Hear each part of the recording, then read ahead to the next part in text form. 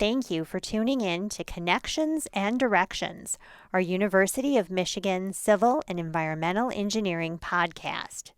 My name is Michelle Santillian, and I am the CEE Marketing Communications Specialist and host of this series.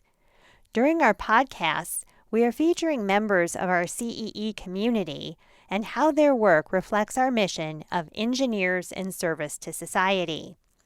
We will be highlighting our strategic directions and our commitment to diversity, equity, and inclusion.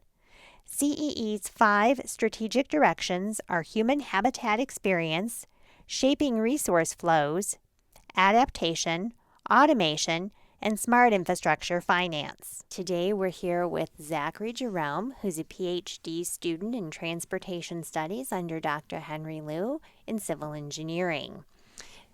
Welcome. Thank you. It's great to be here. How do you see yourself fitting into the strategic directions or aligning your research with the strategic directions in CEE? Yeah, so I was looking through the website last night and I was trying to think, how do me and myself and the rest of the colleagues in the Michigan Traffic Lab sort of fit into that. And I think generally our research kind of fits in the automation category. So we're focused on leveraging vehicle connectivity and automation to improve our transportation systems. And connected vehicle and infrastructure data allows us to pursue new methods for automating traffic operations that were not previously available. So this is important because a lot of traffic management centers or agencies don't have the resources to monitor and improve traffic signal timing, for instance. So while data is providing a whole new suite of analytical tools and unprecedented monitoring capabilities, we are leveraging those tools to sort of generate automated procedures for evaluation and optimization and actual operation procedures. The other thing I noticed going through the website that I thought was really interesting was there's specific language in there about testing new technologies and methods at full scale in realistic operational environments. And we'll probably get into this later, but this is one of the things that really attracted me to Michigan, and specifically working with Dr. Henry Liu, is there's a lot of emphasis on implementing our research in the real world. And there's some other language here about we are breaking down traditional barriers between laboratory and field to accelerate research into practice by forming new partnerships with industry, government, and other stakeholders.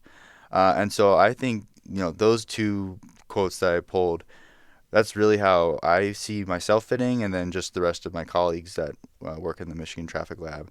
And Michigan Traffic Lab is what we call ourselves, the lab that Dr. Henry Liu runs in the civil engineering department.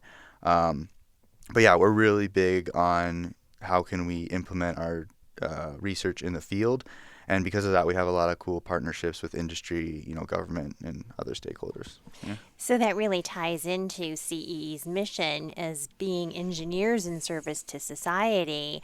And basically, you were saying that the real world implementation of that strategic direction is what drew you. Can you give me an example of a project you're working on that is happening in the real world and in society to benefit everyone today? Yeah, so, specifically one thing that I worked on was I have a paper that I published last year, 2 years ago, I forget. It was specifically on timing yellow light signals. And we had some data. I don't know if people remember the audit. There was the Ann Arbor Connected Vehicle Test Environment. So that was a test project that UMTRI had. I think it was UMTRI, maybe together with CCAT. I don't remember exactly the partnership. But there were about 2,500 personal vehicles that were equipped with these onboard units that would register GPS tracking and speed and that sort of thing. These was all volunteer based, or there might have been some compensation if you were part of the study, if it was a personal vehicle. So it was 2,500 vehicles. We estimated maybe around like 3% of Ann Arbor's traffic in total. But anyway, because I had these trajectories, I was able to actually monitor and sort of evaluate actual behaviors through intersections. And we used those trajectories to sort of figure out how to time yellow lights. And the paper was basically just some suggestions to consider, specifically on left turns, was that study because yellow lights, not to get too into the details, but the yellow lights, when you time it, basically want to make sure that you have enough time. If you can't stop, you want to make sure that there's enough time for the vehicle to cross the stop bar if they can't stop. Well, when you're doing a left turn, you have to slow down to prepare for your turning maneuver. So that means if you can't stop, you need more time. And there were never really any real-world studies that evaluated this. So because we had these trajectories from real-world vehicle data, we were able to actually measure the vehicle behavior through the intersection. So. Okay, so that's an excellent example of something that you're able to implement or that can have real world benefits for people. How do you see DEI being incorporated in the department, not necessarily specific to a class or a research area? Yeah, so this is another thing I was thinking about yesterday, kind of preparing for this. One thing I think is I think the new faculty hires reflect this. It reflects a targeted effort to consider this and bring more diversity to the CEE faculty. And I remember when I first came, I'm a third-year PhD. When I first came here, that was right around the time the DEI committee initiatives, I think, were starting. I remember there being a lot of language and programs directed towards this initiative. So I just think the initial incorporation of this has been pretty strong. There's definitely a concerted effort, targeted effort, I should say, towards this. But other than that, I think specifically, one of the reasons I really like Michigan, University of Michigan, and the CEE department in general is because we're very committed to being the best engineers we can possibly be and the best program we can possibly be. And I think a natural outgrowth of that is, well, we want the best people to be here, right? And so because of that, we need to be diverse in, the backgrounds that we're including. And so that drive to be really good or to be the best program we can be, the best engineers we can be, kind of naturally leads to a diverse environment that we experience. And to give it a specific, in my lab, even though we're in the civil department, in my lab, I think I'm the only actual civil undergrad. So we have undergrads from automotive engineering. We have master's students who got their undergraduate degrees in automotive, computer science. And so there's a lot of different backgrounds just in terms of educational level. And that's really important, not just educationally, but, different diverse backgrounds in terms of, where you're from. Because, just simple things like identifying what the problem is can be changed by that. Because, if you get a civil engineer, a computer scientist, and an automotive engineer on the room, it'll take us a while to actually, we all have different ideas of what the problem is. So just even that is good because we have a more targeted effort into sort of identifying those problems. So, yeah, I would say just, Michigan CEE, our drive to become a really good department, as time goes on, I think will naturally mean that we are trying to be the best we can be. And that includes the DEI initiatives that are natural from that. Yeah. And some of the additional items, such as MITSO, the Michigan Michigan Transportation Student Organization. Yeah, it's a mouthful. With MITSO, tell me a little bit about that and your involvement with the organization. Yeah, so MITSO is a student interest group. So it's open basically for anyone at the university, not just CEE. Who's interested in transportation engineering specifically. It's open to anyone to come, and what we basically try to do is give people connections to formulate a transportation engineering career. And the reason this kind of came up, I think, is because transportation, we don't have a specific department. We're within CEE, but because of that, there's a lot of outside things that could be useful, like different professional societies, for instance, directing students into different classes they can take or different seminars that are available. So that's a huge thing that we try to do. So the other thing that we do is we lead sort of technical tours. So we've done MCity We've done the Southeast Michigan Transportation Operations Center, SEMTOC. We're going to the Detroit airport in a couple weeks to take a tour. So those are sort of things. And one of the things, so specifically how I serve, I'm the president this year. I was elected last April, and so my term is almost up. But one of the things I really wanted to do was sort of improve our relationships with industry and the field, and that came through professional societies. So the Institute of Transportation Engineers is a pretty well-known engineering society and internationally well-known society. So I sort of we had contact with them a couple years ago about creating a chapter, but this year we sort of really made that connection. We have an official chapter now, and so my vision for MITSO moving forward is, that it would be a host to these professional societies, because ITE student chapters are very common in a lot of other universities across the country. So we'll have a University of Michigan ITE student chapter that's housed within MITSO. So MITSO, like I have a summary here, is, explore different professional, academic, research, and mentorship opportunities. And so if I had to summarize it, our main goal is just to connect students with all those different opportunities within transportation. Yeah. Okay.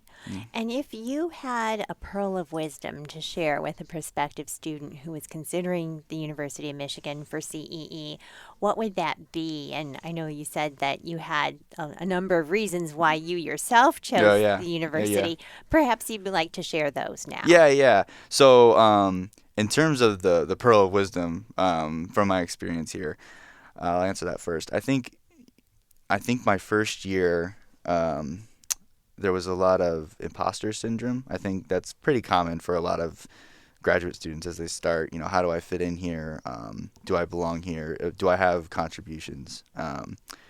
And eventually, I don't know if my professor said this directly or I just kind of got the hint from a general thing he said, but basically the general idea was, he gave me an offer to come here because he believed that I had unique strengths that would benefit the university.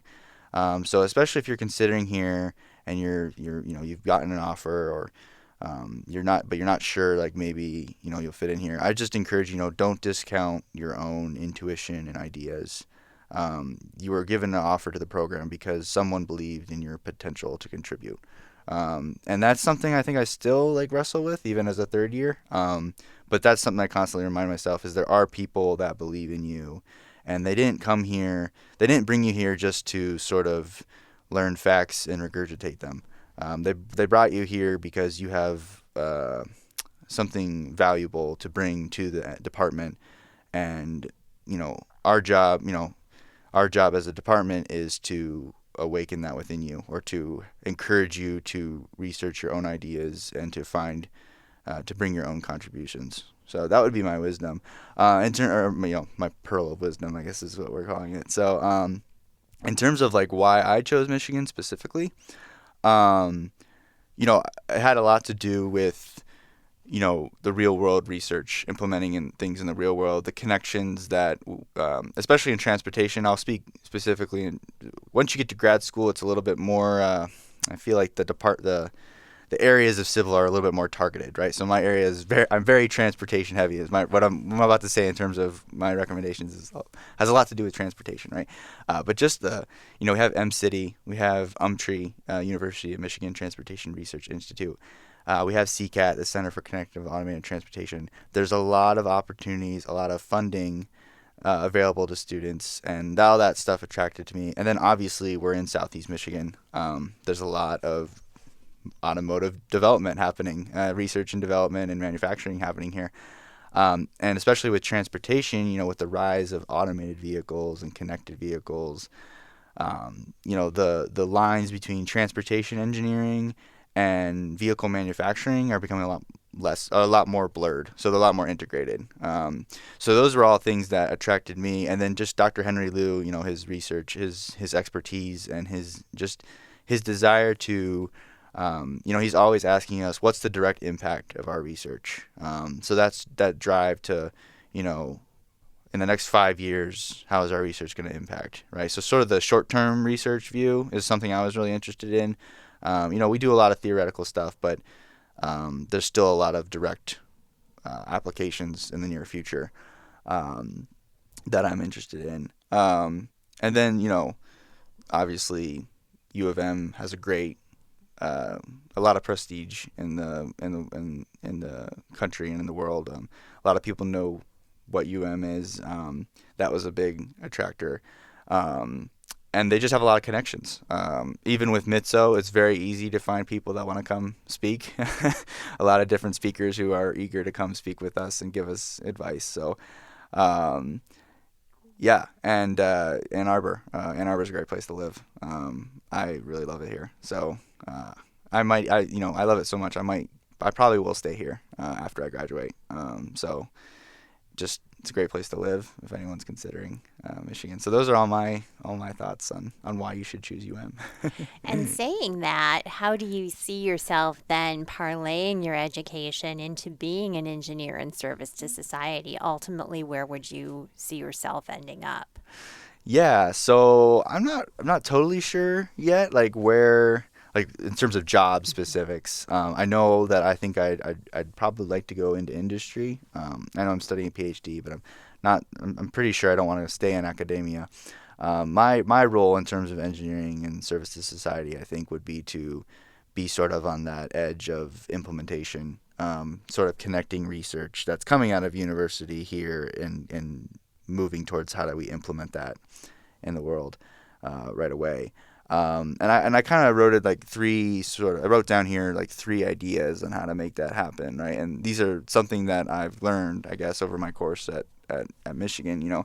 There's responsible study, there's communication with the public, and then there's dissemination of my knowledge, right? So the first step is the identification of problems through study and communication with the public. So, we're studying PhDs. We do a lot of studying. We have a lot of knowledge of different problems, but we also need to communicate with the public. We can't be in our labs all day. We can't be in our office all day. So going out there, and transportation is really easy because you talk to people all the time that are operating or interacting with transportation on a regular basis. So it's not that hard to go out and talk to the community about transportation problems. But identifying the problem is half the battle. Identifying the right problem is half the battle with what we're talking about. So that's the first one. And then having a PhD, expertise or area in that, or knowledge and how to find the expertise is almost just as important to solve that problem.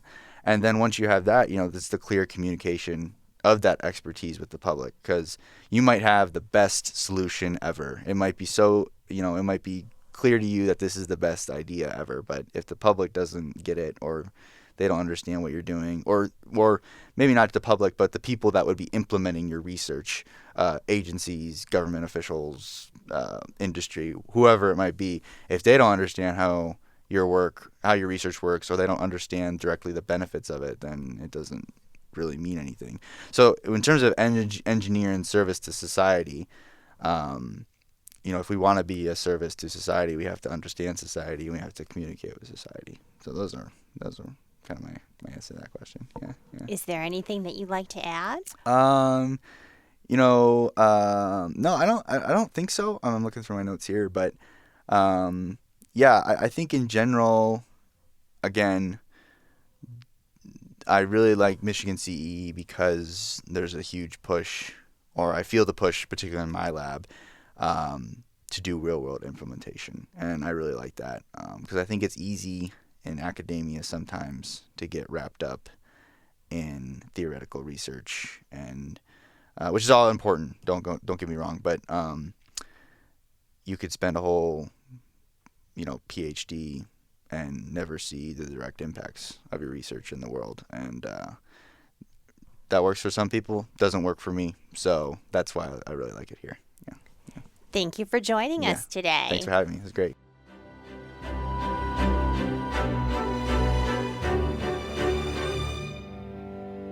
Thank you for listening to our podcast conversation. For more information about CEE at Michigan, please visit our website at cee.umich.edu.